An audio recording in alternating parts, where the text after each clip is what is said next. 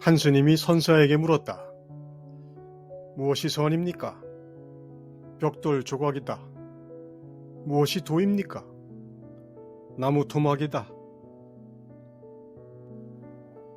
벽돌 조각이라는 명칭과 나무 토막이라는 명칭은 백옥 원석이라는 이름과 들보 원목이라는 이름과 비교하면 아주 다른 느낌을 주지만 선과 도라는 이름과 견주면 별 느낌이 없습니다. 진리는 보배라고 하면 무슨 뜻인가 하며 귀를 기울이지만 하느님이 찌그러진 깡통이라고 하면 화를 내는 사람이 있습니다. 그런데 전부 말일 뿐입니다. 어떤 승이 운문에게 물었다. 어떤 것이 티끌마다에 나타나는 산매입니까? 바로 안의 밥이요 통속의 물이니라. 모두 말이라는 점에 염두를 두고 들으면 갑자기 눈앞이 하얗게 됩니다. 내가 도대체 뭘 하고 있는 것인가요?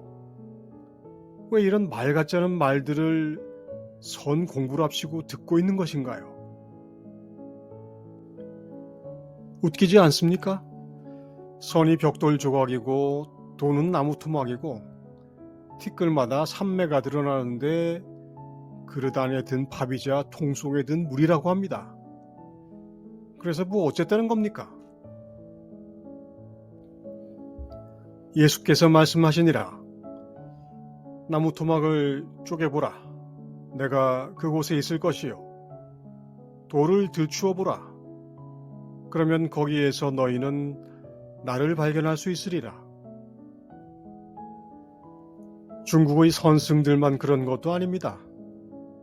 지중해의 좋은 바람 맞으면서 예수가 흘려놓은 시냇물은 뉘앙스가 조금 다르기는 해도 다가오는 느낌은 똑같습니다. 남전이 대중에게 죽을 돌리는데 마조가 물었다. 통속은 무엇이냐? 닥치거라 이 늙으냐? 무슨 말이냐? 마조가 그만두었다. 저만 그런 것이 아니었나 봅니다. 밥 푸는 사람에게 밥통 속에 뭐가 있냐고 물으니 당연히 닥치라고 해야 되는 겁니다. 그런데 가만히 보니 밥통 속의 밥을 묻는 것이 아니라는 것을 어렴풋이 알 수 있습니다.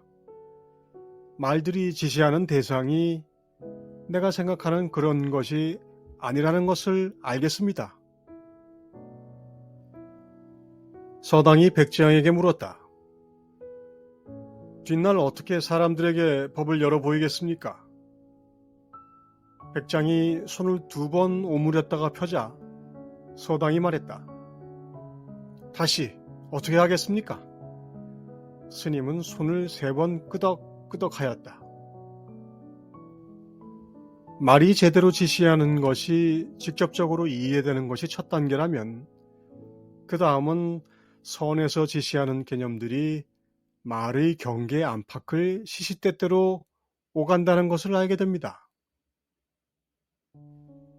그 다음 단계에서 말이 오고 가는 시공의 경계를 나도 오고 갑니다. 아주 짧은 순간이지만 이 과정을 거치지 않고 바로 선문답에 들어오면 야릇한 언어의 조각 맞추기에 취해 길을 잃습니다. 운문이 말했다. 건곤의 안과 우주 사이에 하나의 보배가 있는데 형상의 산 속에 감추어졌다. 등불을 들고서 불전 안으로 들어가며 산문을 가지고 와서 등불 위에 두었도다. 이 많은 말들 속에서 길을 잃으면 대책이 없습니다.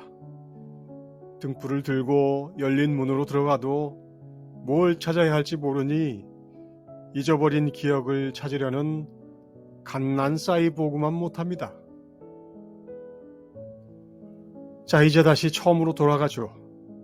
다시 가서 제대로 점검해보죠. 말이 직접 가리키는 것을 그대로 봅니다. 그 다음에는 말을 지우고 봅니다. 마지막으로 말 너머를 바라봅니다. 마조가 백장에게 물었다. 어디서 오느냐? 산 뒤에서 옵니다. 한 사람을 만났는가? 만나지 못했습니다. 무엇 때문에 만나질 못했는가? 만났더라면 스님께 말씀드렸을 겁니다. 산에서 만나야 할 한 사람을 두고 백장과 마조는 같은 것을 가리키지만 그들이 만나는 사람은 같은 사람이 아닙니다. 만나야 같은 한 사람이지만 못 만났으니 말할 수 있습니다. 백장의 답을 들은 마조가 감탄합니다. 어디서 이런 소식을 얻었는가? 저의 잘못입니다. 아니다, 내 잘못이다. 백장은 마조가 물어본 그 사람을 형상 너머에서 보기에 만나지 못합니다. 그러나 만나지 못할 이유가 없으니 형상 없는 그 사람을 못 만난 이유를 굳이 스승에게 알려야 할 필요가 없습니다.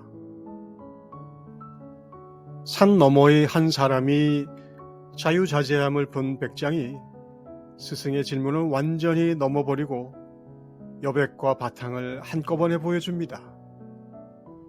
다시 문법으로 돌아오니 서로가 서로에게 잘못인 잘못 없는 잘못입니다. 예수께서 말씀하시니라.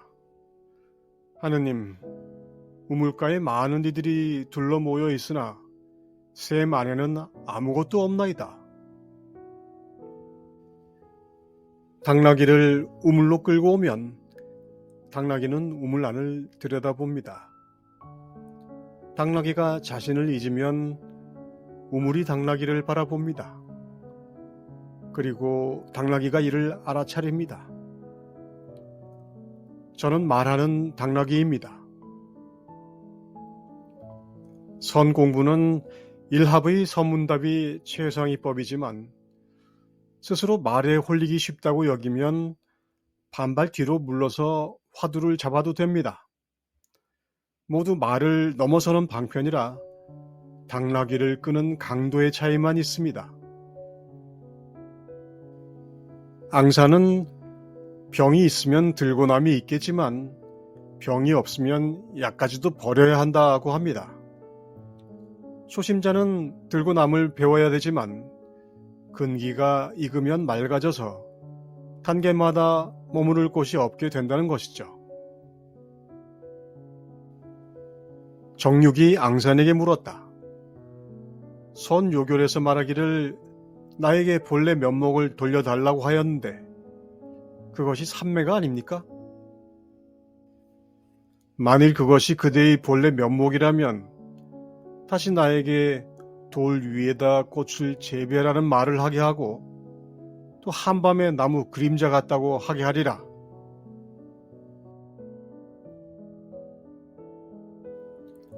제 잘못입니다. 본래는 말 그대로 본래이고 면목이라는 말 말고는 면목이 없습니다.